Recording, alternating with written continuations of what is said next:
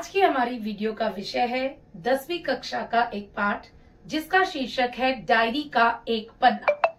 इस पाठ के लेखक हैं सीताराम सेक्सरिया, जिनका जन्म राजस्थान में हुआ था। गांधी जी के कहने पर इन्होंने स्वतंत्रता में बढ़ चढ़कर योगदान दिया। ये जो देखा करते थे उसे अपनी डायरी में लिख लिया करते थे।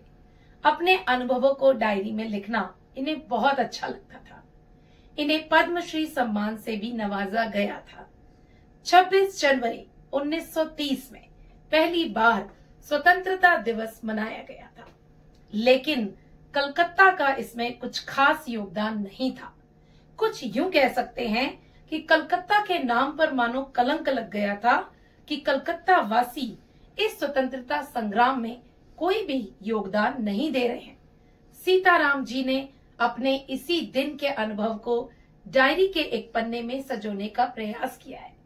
26 जनवरी 1931 को पुनरावृत्ति हुई स्वतंत्रता दिवस मनाने की, जिसमें सीताराम जी ने बड़ी सूक्ष्मता से, बड़ी बारीकी से उस दिन का अनुभव किया और उसे अपनी डायरी में लिखा। तो प्यारे बच्चों, आज जो हम पाठ पढ़ने वाले हैं वो 26 जनवरी 1930 का रिपीट, यानी कि 26 जनवरी 1931 में मनाया जाने वाला दूसरा स्वतंत्रता दिवस है। तो चलिए पाठ की शुरुआत करें। 26 जनवरी 1931 का दिन कलकत्ता में बड़े बाजार पर हर घर, हर दुकान पर तिरंगा लहरा रहा था। ऐसे लग रहा था मानो स्वतंत्रता मिल गई हो। सन 1930 में ऐसा जोश नहीं था जो इस बार 1931 में था, क्योंकि कार्यकर्ताओं ने बहुत अच्छे से तैयारी की थी। देखो बच्चों, मैंने जैसा आपको पहले ही बताया कि पिछले साल कोई उत्साह नहीं था, जिसकी वजह से कलकत्ता के नाम पर कलंक लग गया था। लेकिन इस बार कार्यकर्ताओं ने बड़े अच्छे से योगदान दिया। उन्होंने घर घर जाकर लोगों को समझाया और इस सम्मेलन का हिस्सा बनने के लिए जागरूक किया। इतना ही नहीं, 2000 रुपए इकट्ठा किए गए इस सम्मेलन के लिए। बोर्ड की परीक्षा में ये प्रश्न पूछा जाता है कि कार्यकर्ताओं ने कितनी जमा राशि इकट्ठा की, तो कुल 2000 रुपए जमा किए गए इस सम्मेलन के लिए। अब सभा होनी थी शाम को 4:24 पर और सभी पार्क इस मॉन्यूमेंट के नीचे झंडा फहराने वाले थे और प्रतिज्ञा पढ़ने वाले थे। तो प्रतिज्ञा पढ़ी जानी थी खुले पार्कों में और झंडा लहराया जाना था। जब अंग्रेजी सरकार को पता चला कि भारतीय सजग हो चुके हैं और स्वतंत्रता दिवस मनाने की पूरी तैयारी कर चुके हैं, तो उन्होंने भी अपनी पूरी तैयारी कर ली। अब पुलिस गोरखे घोड़ों पर और पुलिस जीप में और गाड़ियों में घूमने लगी, तैयारी करने लगी कि जैसे ही ये लोग स्वतंत्रता दिवस मनाने का प्रयास करेंगे, इनको जेल में भर दिया जाएगा, पकड़ लिया जाएगा और घोड़े पर घसीटा जाएगा। लेकिन भारतीय भी भारतीय थे। कलकत्ता के नाम पर लगे कलंक को वे सभी धोना चाहते थे। अब तैयारी शुरू हुई। श्रद्धानंद पार्क में अविनाश बाबू ने जैसे ही झंडा गाड़ने की कोशिश की और वो कुछ सफल भी हुए, इतने में ही पुलिस ने उन्हें पकड़ लिया। अब दूसरा प्रयास किया कांग्रेस के युद्ध मंत्री हरिश्चंद्र ने। तारा सुंदरी पार्क में जब वे झंडा गाड़ने की कोशिश ही कर रहे थे, तो अचानक से पुलिस ने उन्हें पहले ही पकड़ लिया और काफी लोगों पर लाठी चार्ज कर दिया। अब देखो बच्चों, जब लाठी चार्ज हुआ तो 2-4 लोगों के सर फट गए। लेकिन भारतीय तो भारतीय थे, कहाँ रुकने वाले थे। उनकी तो कोशिश थी कि आज हमारे बढ़ते कदमों को कोई भी नहीं रोक सकता। अब गुजराती संघ की लड़कियों ने भी जुलूस निकालना शुरू किया। एक के बाद एक सब कोशिश करते जा रहे थे, लेकिन पुलिस ने उनको भी पकड़ लिया। अब मारवाड़ी बालिका विद्यालय में झंडोत्सव मनाया गया। झंडोत्सव यानी कि झंडा फहराने का उत्सव। अब छोटे बच्चे बेचारे इसका अर्थ कहाँ जाने, तो उन सभी लड़कियों को 2 लीडर, ध्यान रखिएगा, जानकी देवी और मदालसा बजाज, इन्होंने झंडा फहराने का अर्थ समझाया कि झंडा किस लिए फहराया जाता है और झंडा फहराने से हमारे देश की आन बान और शान का कैसा संबंध है। अब इस आयोजन के लिए फोटो खींचने का इंतजाम भी किया गया था ताकि ये फोटो सबूत के तौर पर रहें। अब सबूत किस बात का? अगर स्वतंत्रता दिवस मनाने में कामयाब रहे तो ये फोटो आगे भविष्य के लिए, खुशियों के लिए काम आएंगे। हम याद कर सकेंगे कि हमने किस प्रकार स्वतंत्रता दिवस मनाने की कोशिश की थी। और साथ ही साथ फोटो इसलिए भी कि अगर पुलिस ने जनता पर ज्यादती की, उन पर मारपीट की या कुछ भी ऐसा किया तो वो एक सबूत के तौर में रखा जा सके। अब धीरे धीरे माहौल बिगड़ने लगा और पुलिस लोगों को रोकने के लिए और जोर जबरदस्ती करने लगी। अब कुछ समय बाद पूर्णोदास और पुरुषोत्तम दास, इन दोनों को पकड़ लिया गया। ये दोनों बहुत ही मुख्य थे, जिसमें सबसे ज्यादा मुख्य थे पूर्णोदास, क्योंकि सुभाष बाबू के जुलूस की मेन जिम्मेदारी इनके ऊपर थी। अब देखिए बेटा, जो जुलूस मॉन्यूमेंट के पास पहुंचने वाला था वो मेन जुलूस था सुभाष बाबू का, जिसको 4:24 पर पहुंचना बहुत जरूरी था। लेकिन पुलिस जान गई कि पूर्णोदास सुभाष बाबू की मदद कर रहे हैं, इसलिए उन्होंने पहले ही पूर्णोदास के पकड़े जाने पर भी सुभाष बाबू का उत्साह कम नहीं हुआ, जोश कम नहीं हुआ। वे लोगों को लेकर अपना जुलूस तैयार कर रहे थे।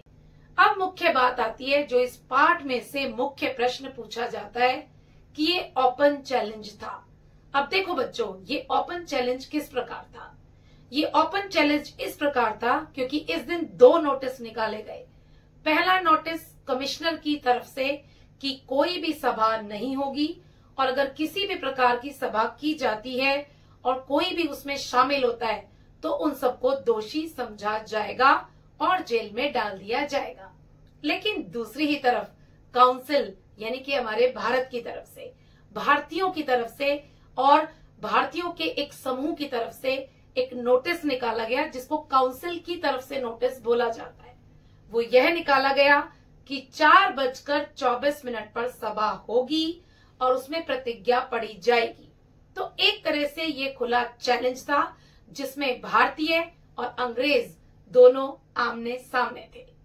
पुलिस लगातार लाठी चार्ज कर रही थी और अब सुभाष बाबू के जुलूस को रोकने की कोशिश कर रही थी। ध्यान रखिएगा बच्चों, 4:24 पर प्रतिज्ञा पढ़ी जानी थी, कुछ ही मिनट बाकी थे।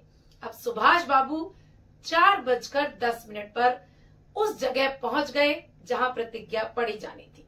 लेकिन पुलिस पूरी तैयार थी, उन्होंने पूरी ताकत से जुलूस को रोकने की पूरी कोशिश की और लाठी चार्ज कर दिया। फिर से बहुत सारे लोगों के सर फट गए, जिसमें क्षितिज चटर्जी का सर बहुत बुरी तरह फटा और उनके सर से खून बहने लगा। सुभाष बाबू को गिरफ्तार कर लिया गया। अब जब महिलाएं ये सब देख रही थी तो उनका उत्साह कम नहीं हुआ, बल्कि और बढ़ गया। तब स्त्रियां मॉन्यूमेंट के पास चढ़ने लगी, झंडा फहराने लगी और साथ ही साथ प्रतिज्ञा पढ़ने लगी। तो पुलिस कहाँ रोकने वाली थी? पुलिस ने उन स्त्रियों को रोकने की पूरी कोशिश की। अब पुलिस ने स्त्रियों और पुरुषों दोनों के जुलूस को रोकने की बहुत कोशिश की और सबसे पहले काफी सारे पुरुषों को जेल में डाल दिया गया। अब वृजलाल गोयनका, ये भी बहुत बड़ा देशभक्त था, ये झंडा लेकर इतनी जोर से भागा कि गिर पड़ा। अब जब एक अंग्रेज गोरखे ने इसको देखा, जो घोड़े पर सवार था, तो उसने इसको पकड़कर घसीटना शुरू किया और बहुत दूर तक घसीटने के बाद छोड़ दिया। देखो, देशभक्ति में इतना जुनून होता है कि चाहे कितनी भी पीड़ा दो, पर देशभक्त कभी भी हार नहीं मानते। ऐसा ही कुछ वृजलाल गोयनका ने किया। वो घसीटे जाने के बाद भी डरा नहीं, जोर से भागा और महिलाओं के जुलूस में शामिल हो गया। लेकिन पुलिस बहुत सतर्क थी। उन्होंने थोड़ी ही दूर महिलाओं के जुलूस की जो लीडर थी मदालसा बजाज, उसको और वृजलाल गोयनका, इन दोनों को पकड़ लिया। अब पुलिस तैयार थी महिलाओं पर वार करने के लिए। उन पर वो बहुत बुरी तरह से वार नहीं कर सकती थी क्योंकि कुछ महिलाएं जुलूस को रोकने की कोशिश तो जितना पुलिस कर रही थी, तो पुलिस भी उनको रोकने की कोशिश कर रही थी और महिलाएं पुलिस को रोकने की कोशिश कर रही थी। इसलिए उन्होंने बड़े बाजार में ही धरना दे दिया। अब पुलिस के पास कुछ दूसरा उपाय था नहीं, इसलिए उन्होंने महिलाओं को भी जेल में डाल दिया। अब आती है सबसे मुख्य बात। कुल 105 यानी 105 स्त्रियां पहली बार पकड़ी गई और उन्हें लाल बाजार के जेल में डाल दिया गया। अब लाल बाजार के लॉकअप में 105 स्त्रियों को डालने ने इतिहास रच दिया। भारत में ऐसा पहली बार हुआ कि 105 स्त्रियां पकड़ी गई। रात को ठीक 9 बजे इन सबको छोड़ दिया गया। अब जब पूरा कलकत्ता स्वतंत्रता दिवस मनाने की तैयारी में लगा था, तो डॉक्टर पीछे कैसे रह जाते। डॉक्टर दास गुप्ता सभी घायलों की देखभाल कर रहे थे। अब प्यारे बच्चों जरा ध्यान से सुनिएगा। कुल 200 लोग घायल हुए, जिसमें से 160 यानी 160 हॉस्पिटल्स में थे, तो 200 घायल हुए जिसमें से 160 हॉस्पिटल में थे। उन सभी की फोटो खींची जा रही थी ताकि दिखाया जा सके कि किस तरह से अंग्रेजों ने भारतीयों पर अत्याचार किए। भारतीयों का उत्साह इतने लोगों के घायल होने के बाद भी, जेल में डाले जाने के बाद भी कम नहीं हुआ। डायरी के इस एक पन्ने में सीताराम ने मानो कलकत्ता के उत्साह को भर दिया। उस दिन के जोश ने ये साबित कर दिया कि अगर मनुष्य चाहे तो वह अपने नाम पर लगे कलंक को धो सकता है। कलकत्ता वासियों ने भी कुछ ऐसा ही किया। उनके नाम पर जो पिछले साल यानी 26 जनवरी 1930 में जो कलंक लगा था कि वे स्वतंत्रता में कोई योगदान नहीं दे रहे हैं, ठीक एक साल बाद उसी दिन 26 जनवरी 1931 को उन्होंने वो कलंक इस उत्साह के साथ धो दिया कि मनुष्य चाहे तो कुछ भी कर सकता है।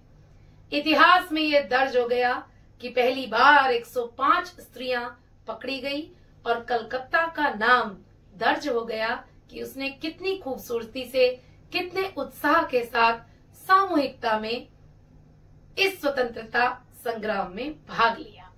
तो सीताराम सेक्सरिया ने डायरी के एक पन्ने में कलकत्ता की स्वतंत्रता की कहानी को भरने का जो प्रयास किया है वह सराहनीय है। अब बात आती है कि परीक्षा में कैसे प्रश्न पूछे जाते हैं। तो सबसे पहले विद्यार्थियों, आपको ये छोटे छोटे नाम याद करने होंगे, जैसे मदालसा बजाज, ये स्वतंत्रता संग्राम में सबसे आगे थी। जानकी देवी, ये इन्होंने भी बहुत अच्छा योगदान दिया। ब्रजलाल गोयंका, पूर्णदास, पुरुषोत्तम दास, सुभाष बाबू और भी ऐसे कई पात्र हैं जिनके नाम हमें याद होने चाहिए। संक्षिप्त प्रश्नों में पूछा जाता है कुल कितनी राशि इकट्ठा की गई, तो 2000 रुपए। कुल कितने लोग घायल हुए, तो 200 घायल हुए। अस्पताल में कितने लोग थे, 160 लोग। और कितनी स्त्रियां पकड़ी गई, 105। तो कोई भी पाठ ऐसा नहीं है जिसको हम ना समझ सके, ना याद कर सके। सिर्फ और सिर्फ कमी होती है हमारे सुनने की और समझने की। आशा करती हूँ डायरी के एक पन्ने पाठ को मैंने अपनी सरल वाणी से आपको समझा दिया होगा और मेरा ये प्रयास सफल रहा होगा। धन्यवाद।